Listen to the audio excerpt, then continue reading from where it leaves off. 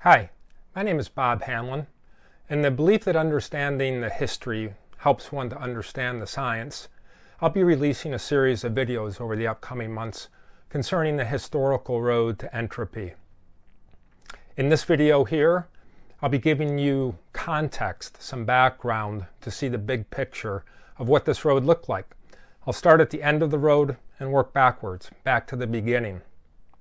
Beginning which might surprise some of you, as it did me.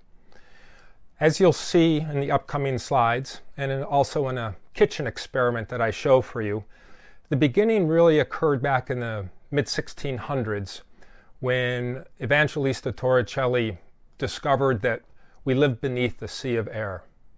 I'll show you what this means shortly.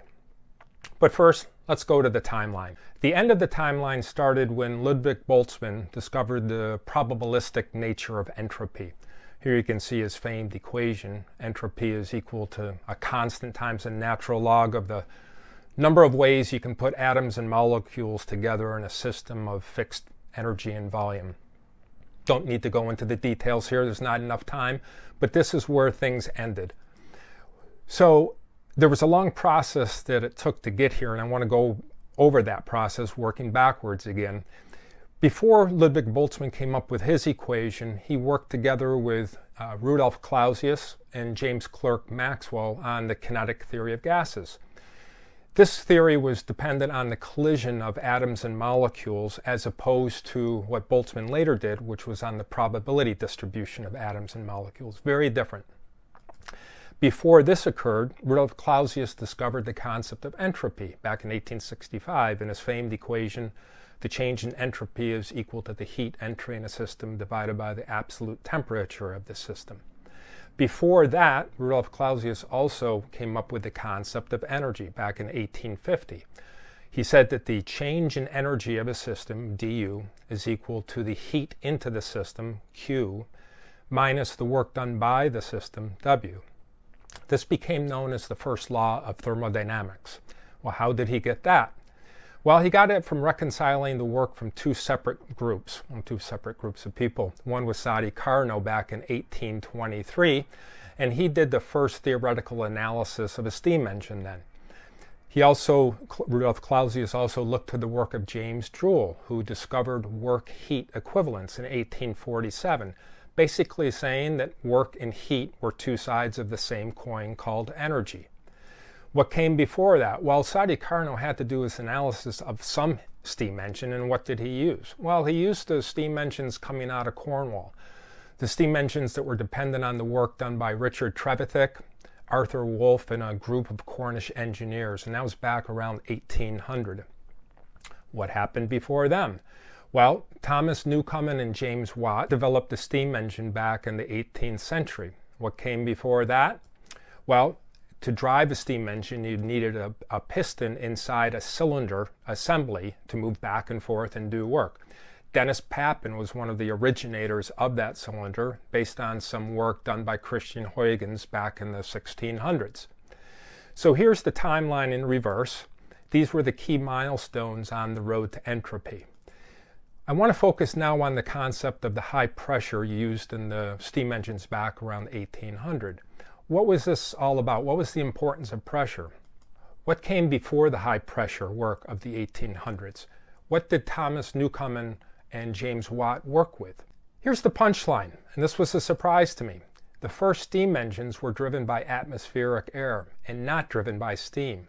I didn't know this. I thought steam was working at a lower pressure and driving the pistons that way, positive pressure. That wasn't the case. So if atmospheric air was driving the piston inside the cylinder, what was the role of steam? What was the purpose of the steam in these early engines?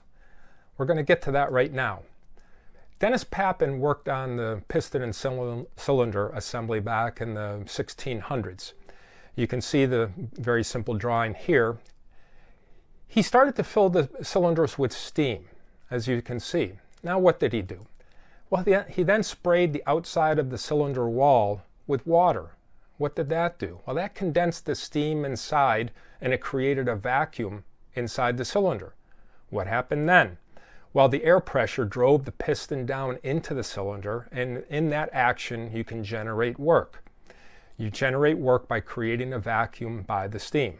This gets back to my original point of what Evangelista Torricelli discovered, that we live beneath the sea of air. Let me show you what this means. I'm going to take you into the kitchen here and show you a little experiment. Hi, here's a little experiment you all can do at home. Before I do this experiment, I just want to do a shout out to Professor Bill Snyder, Bucknell University. I vividly remember him doing this experiment for us in one of our classes around 1980. That's how long ago it was. I still remember it. I'm going to demonstrate it to you now. Have a tin metal can used for paint with a lid, stove, and I'm boiling water inside that can. Want to show you what happens.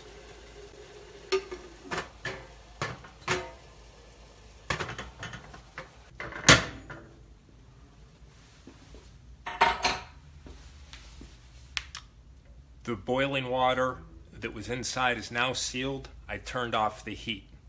Now let's watch what goes on. Professor Snyder let this experiment go on for about 20 minutes in the classroom, if I remember correctly. I'm going to accelerate things a little bit with a spray bottle of cold water.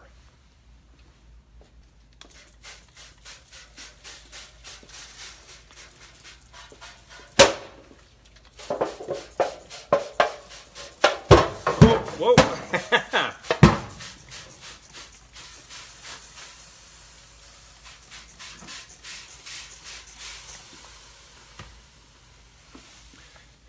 Did you hear that? Did you see this? Let's get you a little closer. Look at that tin can now.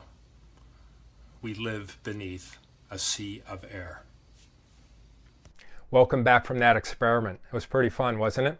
If you want to see more such experiments, go to Google, do a search on vacuum collapse of tanks, and you'll see much larger demonstrations of that concept.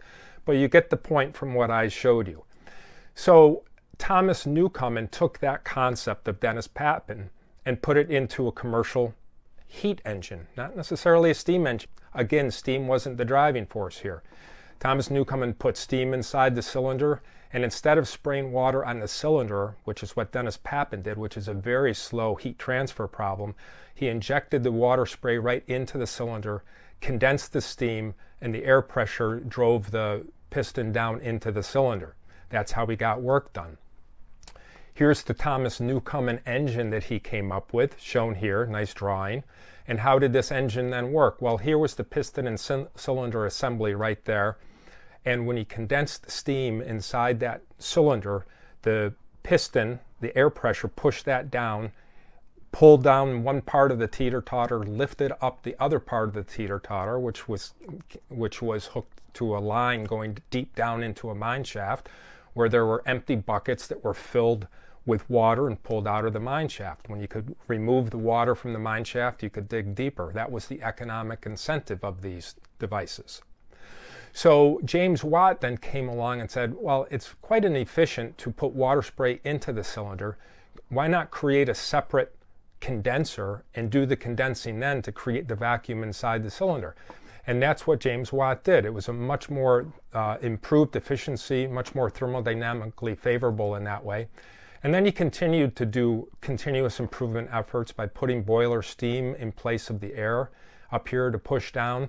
Another advance that he did was to put a valve right here, which helped with, again, an aspect of thermal efficiency that I don't want to go into right now. But all of these operations by both Newcomen and Watt were dependent on the creation of a vacuum by condensing steam and using atmospheric air to drive the piston. What happened then after that was that Richard Trevithick, Arthur Wolff, and the Cornish engineers developed the way to use high pressure steam to put inside the piston and cylinder assembly and push the piston out and get work that way. They could start working with higher pressures of steam, much higher pressures, and the thermal efficiency of the machine improved significantly. So that's the beginning, those were the beginning milestones of the road to entropy that I just shared with you here. So what comes next after that? Well, after that, again, the high pressure steam engines of Trevithick, Wolff, and the Cornish engineers, I've invited a friend of mine, Phil Hoskin, who's an expert in this area. He's involved with a Trevithick Society in England to create a video for our next talk here, and that will be coming out in about 1 month's time. Thank you very much for listening to this talk on the historical road to entropy. I hope you enjoyed it. I go into a lot more detail about this journey, about this road, in my book, Block by Block, The Historical and Theoretical Foundations of Thermodynamics. Again, thank you for listening. Look forward to seeing you at the next video. Goodbye.